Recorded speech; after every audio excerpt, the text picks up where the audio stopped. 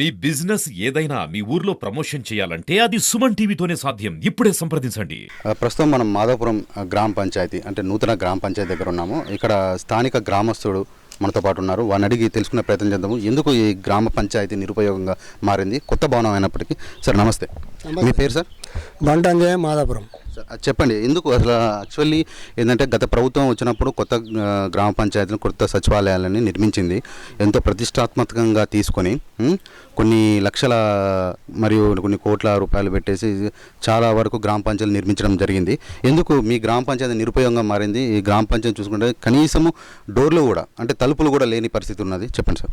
గతంలో అది విలేజ్లో ఉండే గ్రామ పంచాయతీ, పాత గ్రామ పంచాయతీ ఆడ ఉండే, అది స్థలం సరిపోతలే అని అనుకొని పక్కమ్మటి గవర్నమెంట్ హాస్పిటల్ నిర్మించడం జరిగినది.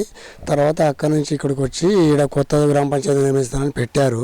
పెట్టిన తర్వాత దానికి 2015లో ఇక్కడ శంకుస్థాపన చేసి, అప్పుడు కాంగ్రెస్ టీఆర్ఎస్ ప్రభుత్వంలో ఇక్కడ శంకుస్థాపన చేయడం జరిగినది. జరిగిన తర్వాత మొత్తం శాంక్షన్ అయిన తర్వాత 16 లక్షల రూపాయలు శాంక్షన్ చేశారు. శాంక్షన్ చేసిన తర్వాత మొత్తం మొత్తం రిపేర్ చేసుకుంటూ ఇవన్నీ చేసుకుంటూ వచ్చిన తర్వాత దాన్ని మధ్యనే ఆపేసారు. ఆపిన తర్వాత మళ్ళీ ఇంకా వేరే పండుగ మాకు సరిపోతలే అనుకొని పెట్టారు. పెట్టిన తర్వాత కూడా గత ప్రభుత్వంలో ఆ సర్పంచి, మాజీ సర్పంచి, ఇప్పుడు ఉన్న సర్పంచ్ కూడా మాజీ సర్పంచి, ఆ సర్పంచి అప్పుడు మొత్తం చేసిన ప్రాడింగ్ లెవెల్లో 2 కోట్ల రూపాయల ప్రాడింగ్ ఉన్నది. అది కూడా కలెక్టర్ గారికి ఇచ్చాము. అంటే సార్, పాత గ్రామ పంచాయతీ శిథిలావస్థలో ఉన్నదని చెప్పేసి కూడా కొత్త గ్రామ పంచాయతీ నిర్మించడం జరిగింది. ఎందుకు ఈ పరిస్థితి ఉన్నది గ్రామ పంచాయతీ అంటే కొత్తగా ఉన్నా కూడా ఎందుకు దీన్ని పాలకులు కానీ ఎవరైతే అధికారులు కానీ దీన్ని ఎందుకు యూజ్ చేసుకోలేకపోతున్నారు? వాళ్ళు వచ్చిన అమౌంట్ మొత్తం వాళ్ళు ఫ్రాడ్ చేయడం జరిగింది. దాన్ని పట్టించుకోలేదు. అధికారులకి వాళ్ళకి కుమ్మక్కయ్యిండ్రు, చేసిండ్రు.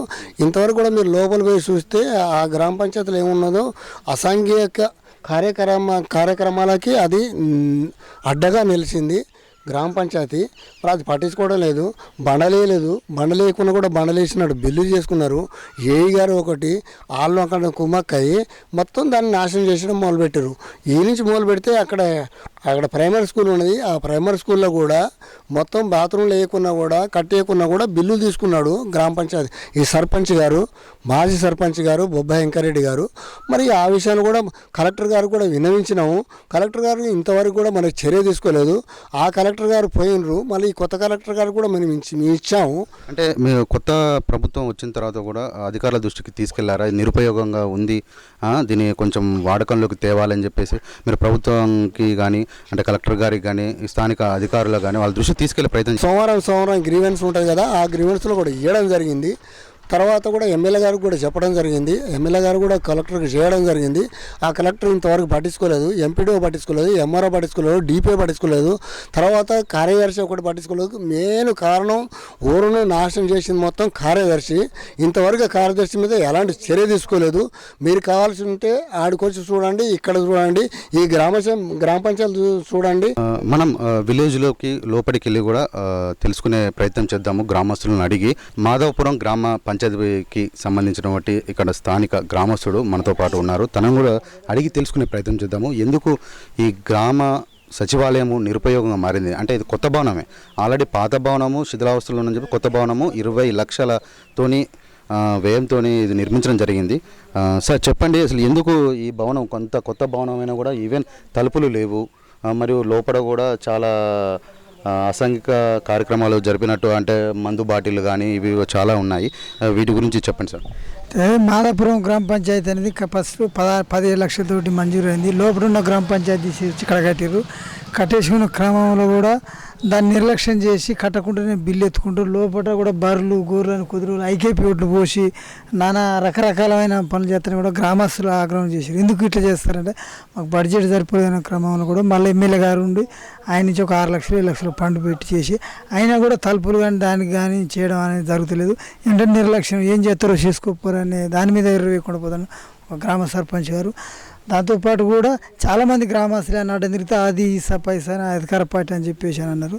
దాని నుంచి స్కూల్ కానీ ఆ స్కూల్ ఉన్న బాత్రూమ్లు కానీ దాని మీద విషయాలు కూడా మన ఎంపీడీ గారు కూడా మేము కంప్లీట్ చేసి కలెక్టర్ గారు కంప్లీట్ చేస్తే ఏమనుకొచ్చారంటే ఎట్లా చేస్తారు కొంత టైం ఇవ్వండి అని చెప్పేసి వాళ్ళు వచ్చినప్పుడు చెప్పేసాడు. తర్వాతకి యథావిధిగానే ఉంచాడు తప్ప ఏ ఒక్కరోజు కూడా దృష్టి పెట్టి ఈ పని చేస్తాం అది చేస్తాం అనేది లేదు. కట్టకుండా బిల్లులు మాత్రం లేపడం మాత్రం ఆ సీసీ రోడ్డు వర్కులు కానీ మన మిషన్ భగీరథ దానికి సంబంధించినవి కానీ దాని విషయంలో కలెక్టర్ పెట్టాం. మేము పెడితే పంచాయతీ కార్యదర్శిని అడ్డం పెట్టుకుని పెడితే ఆయన ఏమంటారంటే ఇద్దరు ముగ్గురు అధికారులకు ఇబ్బంది అవుతుందని చెప్పేసి ఆపుకుంటా నిర్లక్ష్యం చేసుకుంటూ వస్తారు. పక్కన ఇదే గ్రామ పంచాయతీ 1 లక్షన్నర ఫ్రాడింగ్ జరిగినందుకే ఒక సర్పంచ్ని సస్పెండ్ చేసే ఆలోచన చేసిన కలెక్టర్ గారు. ఇప్పుడు అదే కలెక్టర్ గారు ఏం చేస్తారంటే ఒక 3-4 ఆఫీసర్లతో ఇబ్బంది అవుతుందని చెప్పేసి వెనకేసుకుంటా దీనికి సమయం ఈయన పైన కూడా ఒకరిద్దరు వస్తేనే పెద్దలు వస్తూ ఉంది. కొన్ని 2 కోట్ల కుంభకోణం చేసి ఏమనంటే మనసులో బెదిరిచు అట్లేంది ఇట్లేంది అని తప్ప అలాంటి తప్ప ఏం లేదు. మొత్తం మోసమే.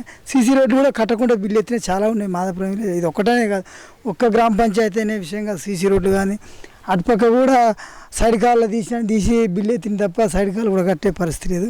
అలాంటి చర్యలకు బాగా పాల్పడి డబ్బుకు అలవాటు పడేసి ఏదైనా సగం చేసి సగం వదిలేసే కార్యక్రమాలు చేసిండని చెప్పేసి పోలుతాం.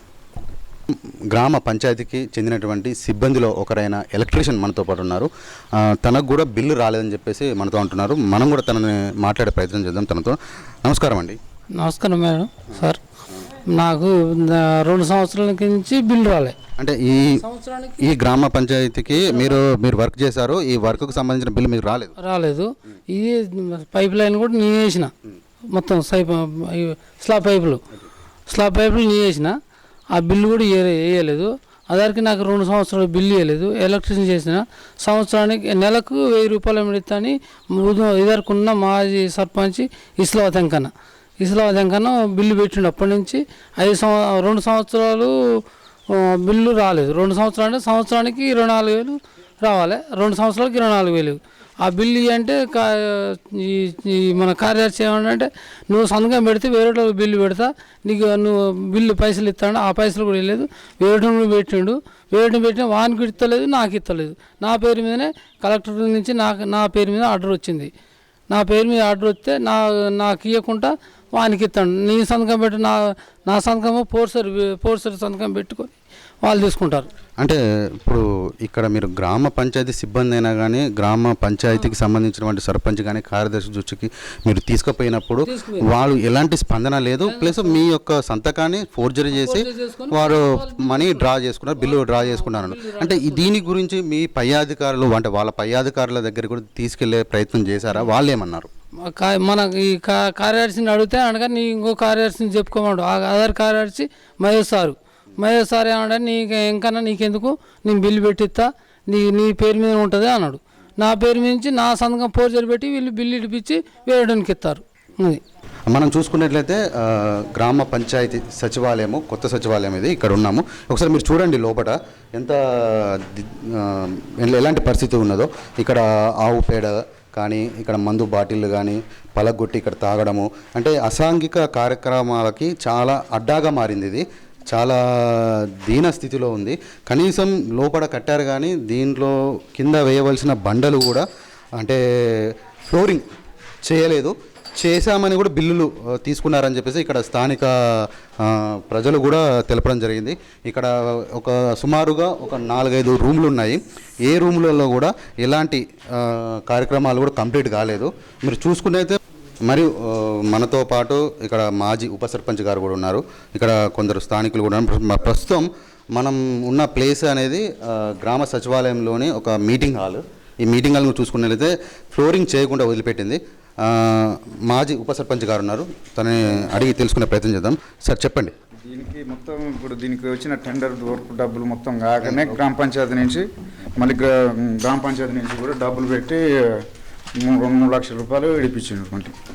మొత్తం ఇప్పుడు నాది సంతకం లేకుండా మొత్తం పూర్తి చేసిరని చెప్పి కలెక్టర్ గారికి పెట్టినాం, అందరికి పెట్టినాం. ఆల్రెడీ కోర్టులో కూడా లోకాయుక్త కోర్టులో వేసినాం. అది నడుస్తూనే ఉన్నది. అది ఇంతవరకు పట్టించుకున్నది ఏం లేదు. వాళ్ళు ఎంక్వైరీకి వచ్చారు. నా సంతకం లేకుండా, నోటిఫైడ్ లేకుండా, నాకు సిగ్నేచర్ కీ లేకుండా, డిజిటల్ సైన్ లేకుండా, ఏది లేకుండా డబ్బులు మొత్తం ఇడిపించారు. అన్ని వాళ్ళు సొంతంగా తీసుకొని అధికారులు మొత్తం తెలిసి తీసుకున్నారు. అంటే ఒక ఫండ్ రిలీజ్ చేయాలంటే ఒకటి సర్పంచ్కి చెక్ పవర్ ఉంటుంది, అందులో పాటు ఇప్పుడు జాయింట్ సిగ్నేచర్గా ఉప సర్పంచ్ది కూడా ఉండాలి. ఆ జాయింట్ చెక్ పవర్ని కూడా వాళ్ళు దుర్వినియోగం చేశారని మీరు అంటున్నారు. అంటే ఆ దుర్వినియోగం చేసినప్పుడు కూడా మీరు పై అధికారులు తీసుకెళ్లారు?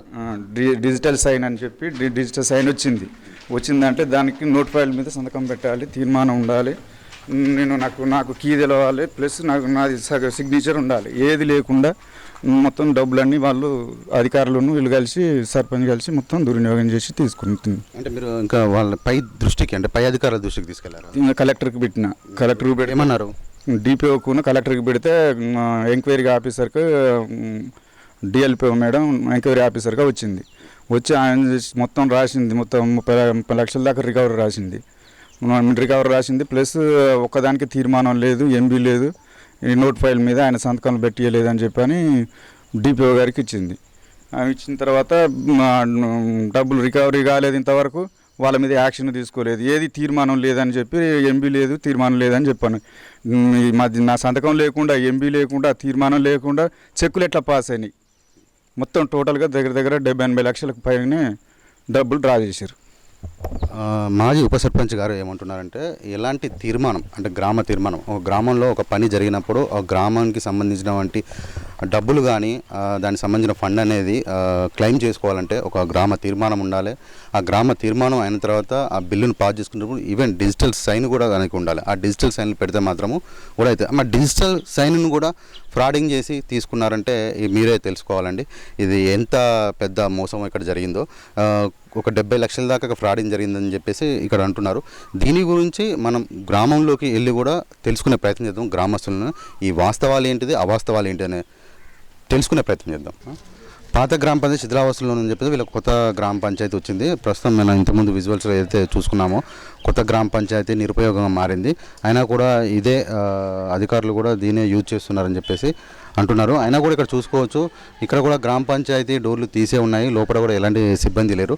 ప్రస్తుతం మనతో పాటు గ్రామస్తులు కూడా ఉన్నారు. ఇక్కడ మనం విలేజ్ లోపలికి వచ్చాము, ఇక్కడ అడిగి తెలుసుకునే ప్రయత్నం చేద్దాము. అన్న నమస్తే. నమస్తే అండి. ఇది కొత్త గ్రామ పంచాయతీ, మీకు అక్కడ ఊరు మొదట్లో మీద కట్టడం జరిగింది, దాని మీద చాలా ఫ్రాడింగ్ జరిగింది అని చెప్పేసి, మరియు ఆ కొత్త గ్రామ పంచాయతీ కూడా ఎందుకు నిరుపయోగంగా మారింది? నిరుపయోగంగా అంటే ఇక్కడ ఈయన గ్రామ పంచాయతీ ఇక్కడనే కట్టాలని మీ అన్నం అండి అందరితోటి విలేజ్లో మొత్తం అందరితో చెప్పిన తర్వాత ఈ హాస్పిటల్ కట్ట ముందు కూడా ఇక్కడనే కడదామని అంటే వాళ్ళ సొంత నిర్ణయాలు తీసుకొని అక్కడ సొంతంగా తీసుకుపోయి కట్టుకున్నారు. వాళ్ళు ఆడ ఇప్పటిదానికి ఏం లేదు దానికి. మనతో పాటు మరికొందరు ఉన్నారు గ్రామస్తులు, వాళ్ళని కూడా అడిగి తెలుసుకునే ప్రయత్నం చేద్దాము. అన్న నమస్తే. మీ పేరు? ఉపేందర్ అన్న, గోల్ ఉపేందర్.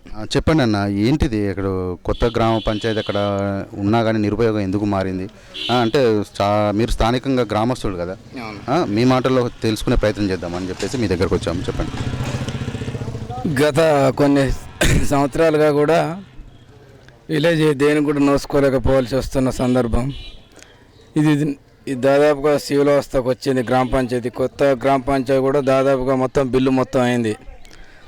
గ్రామ పంచాయతీ మొత్తం అవి కూడా మామూలుగా ₹1,00,000 దానికి ఎక్స్ట్రా ఎత్తుకోవడం జరిగింది. గత ఉన్న సర్పంచ్ కూడా ప్రభుత్వ అధికారులకు కూడా 2-3 సార్లు కలెక్టర్ ఆఫీస్కి పోయి కూడా పిటిషన్ ఇచ్చినా కూడా ఇంతవరకు కూడా ఏ ఒక్క అధికారి కూడా రాలేదు. ఇంతవరకు దాని మీద ఎవరు చర్య జరపలేదు, పట్టించుకునే పరిస్థితి ఏం లేదు. ఎవడున్న ఏ ఒక్క అధికారి కూడా నిమ్మకు నీరెత్తిన పరిస్థితులు ఉన్నారు, కానీ పనులు అయితే ఏ పరిస్థితిలో కనబడతలేవు. ఇప్పుడు కొత్త గ్రామ పంచాయతీ దాన్ని కొద్దిగా బాగు చేసి దాన్ని మొత్తం పూర్తి చేసి ఇప్పుడు ఏదైనా ఒక ఆఫీసు, ఒక అంగన్వాడీ డిపార్ట్మెంటల్ కానీ కరెంటు సంబంధించిన డిపార్ట్మెంట్కి బిల్లులు వసూలు చేయడం కానీ ఏ ఒక్కరికి కూడా వినియోగం పరిస్థితి లేదు. త్వరలో అధికారుల దృష్టి తీసుకొని త్వరలో మొత్తం పనులై గ్రామానికి, ప్రజలకు, అన్ని డిపార్ట్మెంట్లకు వినియోగంలోకి రావాలని మా యొక్క విజ్ఞప్తి. మరియు మనతో ఉప సర్పంచ్ కూడా ఉన్నారు. ఇంతకుముందు ఆల్రెడీ వారు మాట్లాడారు గ్రామ పంచాయతీ గురించి. దాని గురించి అధికారులకి అర్జీ పెట్టుకున్నా కూడా ఎలా నిరుపయోగం అంటారు. తను సాక్ష్యాలతోటి తను పెట్టుకున్న అర్జీలు కూడా మనకు చూపిస్తున్నారు. అన్న ఏంటిది, ఎవరికి పెట్టారు అర్జీ? ఎంక్వైరీ ఆఫీసర్ వచ్చి రాసి వాళ్ళ మీద ఇన్ని డబ్బులు అని చెప్పి మొత్తం రికవరీ అని చెప్పి రాయించారు. ఎంత రికవరీ ఎంత అన్న? మొత్తం 28 లక్షలు రికవరీ మొత్తం టోటల్గా రాసిన తర్వాత మళ్ళీ నా సంతకం లేకుండా చేసిన దానికి మళ్ళీ ఇక మొత్తం దేనికి తీర్మానం లేదు ఇన్ని లక్షలకు దేనికి తీర్మానం లేదు ఎంబీ లేదు తీర్మానం లేదు ఎంబీ లేదు. ఇక్కడ మీరు చూసుకున్నట్లయితే మన ఉప సర్పంచ్ గారు అధికారుల దృష్టికి తీసుకెళ్లేసి అక్కడ వాళ్ళ దగ్గర ఉన్న ఆర్టీఏ యాక్ట్ ద్వారా తను కొన్ని పత్రాలు సేకరించడం జరిగింది. ఆ పత్రాలలో ఏంటంటే వాళ్ళైతే ఎవరైతే ఉన్నారో అధికారులు సర్పంచి తర్వాత ఉన్నటువంటి కార్యదర్శులు కానీ వారు వాళ్ళ యొక్క ప్రోద్బలంతో పాటు వారి యొక్క ఫోర్జరీ చేసి అంటే డిజిటల్ సైన్ని కూడా ఫ్రాడింగ్ చేసి దానిని తీర్మానం లేకుండా ఆ బిల్లులు ఎత్తుకున్నారని చెప్పేసి మనకు ఉప సర్పంచ్ గారు చూపిస్తున్నారు. ఇప్పుడు ఈ విజువల్స్ మీరు చూసినట్లయితే ఇక్కడ ఉన్నటువంటి విజువల్స్ ప్రతి ఒక్క దానికి కూడా తీర్మానము లేదు. ఏదైతే నర్సరీ పనులకు సంబంధించినటువంటి చెల్లింపులు మీరు చూసుకున్నట్లయితే ఫస్ట్లో దానికి సంబంధించిన తీర్మానం లేనందున అండ్ నర్సరీకి ఇక్కడ ఎత్తుకున్నటువంటి బిల్లులు మన నర్సరీలో జేసీబీతో పని చేయించినందుకు కూడా ఇక్కడ బిల్లులు తీసుకున్నట్టు ఎంబీ చూపించినందున తీర్మానం లేదు అని చెప్పేసి అని ఇక్కడ తెలపడం జరిగింది. ఇక్కడ చాలా ఉన్నాయి. ఇక్కడ ట్రాక్టర్ డీజిల్ అని కూడా వీటి గురించి కూడా ఇలాంటి చాలా బిల్లులు ఇక్కడ కార్యదర్శి ప్రోద్బలంతో ఇక్కడ జరిగిందని చెప్పేసి ఇక్కడ గ్రామస్తులు మరియు ఇక్కడ ఉప సర్పంచ్ గారు కూడా వారు మనకు తెలియజేయడం జరిగింది. ఇలాంటి పరిస్థితి మాధవపురం గ్రామ పంచాయతీ పరిధిలో ఉన్నటువంటి గ్రామం యొక్క పరిస్థితి ఇలా ఉంది అని చెప్పేసి ఇక్కడ గ్రామస్తులు సుమన్ టీవీతోనే వాపోతున్నారు. ఇప్పటికైనా అధికారులు దీని మీద దృష్టి సారించి గ్రామస్తులకు తగిన న్యాయం చేసి దీని గురించి తత్వర ఫలితాన్ని అందించాలని గ్రామస్తులు కోరుకుంటున్నారు.